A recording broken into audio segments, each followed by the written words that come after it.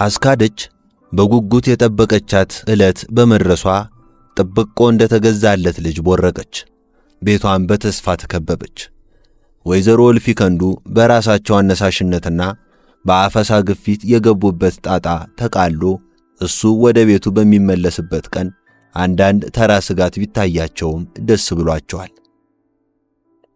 ቀኛማይ ብቻቸውን ይሄደው ምንደየ ቢቀር ኖሮ አፈሳዮች ግድም ድርሽ አይልም ነበር ሲል አንድ ሐሜተኛ ቀዛናም ሆኖ ነው በገዛ አገሩ እንዲህ እንገላታ ነበር፣ ዘራ አሰዳቢ ሙትቻ አለ ሌላው።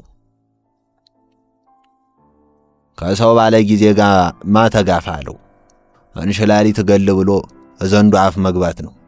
ከእሳቸው ጋር መጣላት ከንጉሥ ጋር መጣላት ያክል ነገሩ ወዲህ ነው። መች ምንዳዬ ብቻ ሆነና ብሏል ሌላው ፈርቶ አስፈሪ።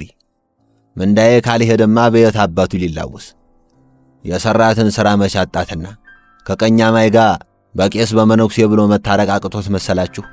የምንዳዬ ነገር አንከላፋ ሆኖበት ነው የሚለው የሰሚ ወሬ ደግሞ ወይዘሮ እልፊከንዱንም አበሳጫቸው።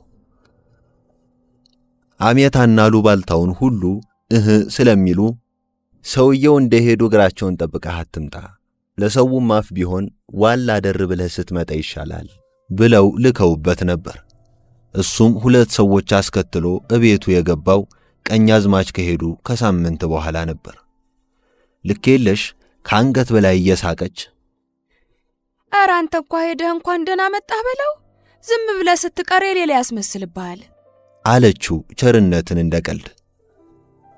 እኔ አቶ ሰውየው ባልልስ ምን እንዳልሆን ማደስ ይበለው ብዬ ነው በይ፣ ምንዳዬ ባይኖርም እኮን የናሻጋሪ አለን አለ የእልህ ሳቅ እየሳቀ።